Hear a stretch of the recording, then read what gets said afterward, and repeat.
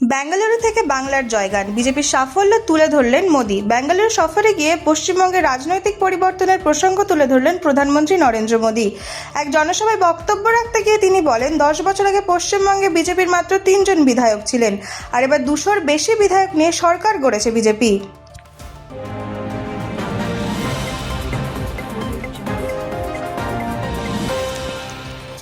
তামিলনাড়ুতে নতুন অধ্যায়, মুখ্যমন্ত্রী হিসেবে শপথ নিলেন বিজয় থালাপতি। তামিলনাড়ুর রাজনীতিতে বড় পরিবর্তন, অভিনেতা থেকে রাজনীতির মঞ্চে উঠে এলেন, এবার মুখ্যমন্ত্রী হিসেবে শপথ নিলেন টিবিকে প্রধান বিজয় থালাপতি।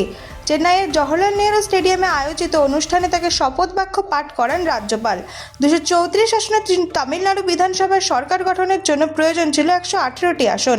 সেই ম্যাজিক ফিগার ছুঁতে কংগ্রেস, সিপিআইএম, সিপিআই, ভিসিকে এবং আইইউএমএল এর সাথে জোট গড়ে বিজয়ের দল। জোটের সমর্থনে সরকার গঠনের পথ প্রশস্ত হয় তার।